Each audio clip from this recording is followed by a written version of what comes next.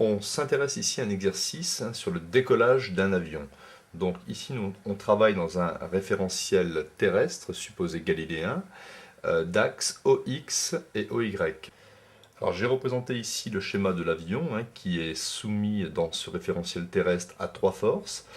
P qui est la pesanteur, F qui est la force qui correspond au poussée du réacteur, F égale 92 000 newtons, et l'angle θ que fait le vecteur F avec l'horizontale, c'est 0,13 radians.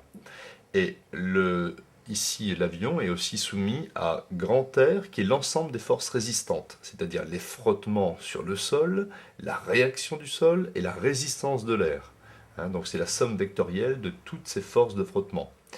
On nous donne que la composante horizontale, ici, des forces résistantes, petit f, est égale à 7000 newtons. Et on sait que la longueur de roulement, c'est 150 mètres. Donc l'avion parcourt 150 mètres avant de décoller. Première question, sachant que la masse de l'avion est égale à 12 tonnes, il faut trouver l'accélération de l'avion et sa vitesse au bout de 150 mètres. On prendra g est égal à 9,8 mètres seconde moins 2. Question 2, il faut trouver la composante perpendiculaire au sol de la force grand R.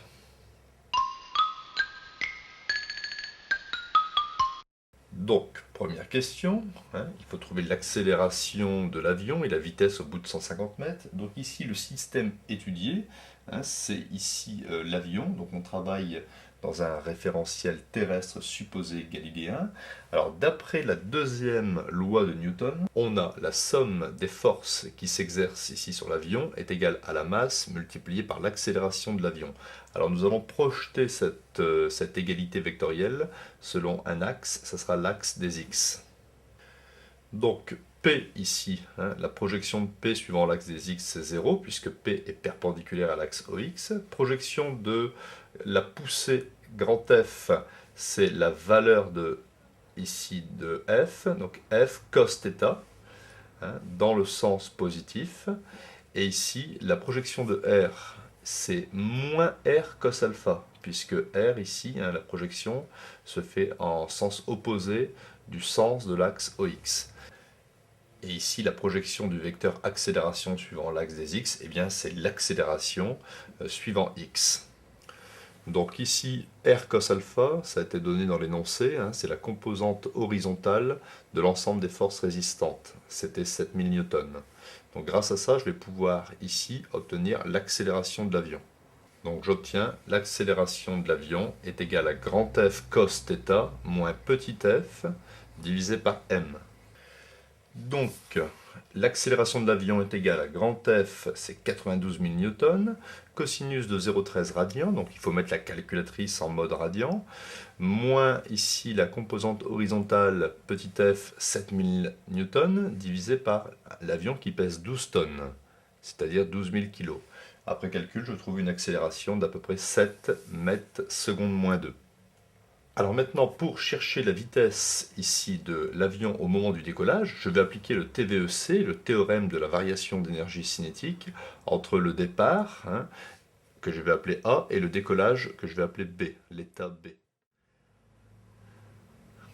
Alors, énergie cinétique finale moins énergie cinétique initiale est égale à la somme des travaux des forces. Donc travail du poids entre A et B, travail de la poussée entre A et B, plus travail ici des forces résistantes entre A et B. Alors on suppose qu'à l'instant initial, l'avion n'a pas de vitesse, donc VA est égal à 0, donc il n'y a pas d'énergie cinétique en A. Le travail du poids est égal lui aussi à 0 joule, puisque le vecteur poids reste constamment perpendiculaire au déplacement. L'énergie cinétique en B, c'est 1,5 de m VB carré, avec VB, c'est la vitesse au moment du décollage. Alors le travail ici de la poussée, eh bien c'est la valeur de la poussée multipliée par la distance de roulement multipliée par le cosinus de l'angle ici θ. C'est une formule à connaître. Le travail ici de l'ensemble des forces résistantes, donc c'est un travail résistant, ça va me donner moins donc la valeur ici de la force multipliée par la distance de déplacement AB multipliée par le cosinus de l'angle alpha. Et on avait dit tout à l'heure que R cos alpha, hein, correspondait ici en fait à petit f, c'était la composante horizontale, hein, des forces résistantes. Donc vous voyez ici que le travail de la poussée est un travail moteur, on met un plus, et le travail des forces résistantes est un travail résistant, on met un moins. Donc je vais isoler VB, donc ici j'ai 1,5, je vais multiplier par 2. Donc voilà, le 1,5 fois 2 ça donne 1, et je divise par M. Donc j'aurai ici, divise par M, et le M disparaît ici. Puis ici j'ai factorisé par 2 fois la distance de roulement 2AB, et au final la vitesse ici au moment du décollage est égale à la racine carrée de 2 fois AB, entre parenthèses, force de poussée cos θ, moins petit f divisé par M. Donc, après calcul, on trouve une vitesse ici au moment du décollage d'à peu près 45,9 mètres par seconde. Alors, si vous multipliez par 3,6, hein, c'est pour l'avoir en kilomètres par heure, on trouve à peu près 165 km/h. Deuxième question, on a ici, j'ai représenté l'ensemble des forces résistantes grand R, qui possèdent une composante horizontale petit f, et nous, on cherche ici la composante verticale, hein, N. Eh bien, nous allons utiliser la seconde loi de Newton, somme des forces P plus F plus R est égale à MA, mais cette égalité vectorielle sera ici maintenant projetée suivant l'axe OY.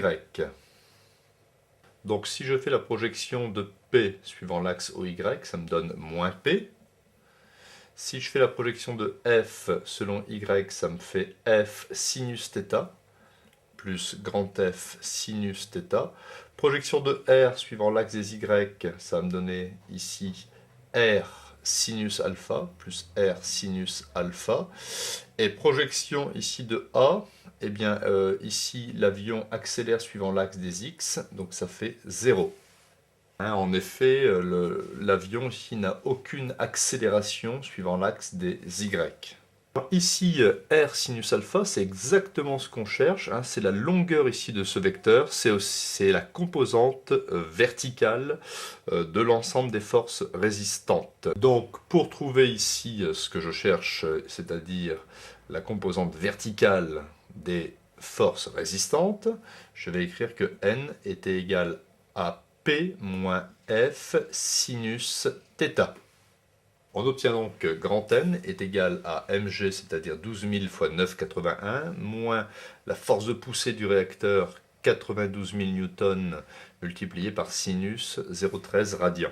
Donc, après calcul, on trouve une composante verticale des forces résistantes, N, hein, qui est ici la norme de ce vecteur, à peu près égale à 105 794 newtons.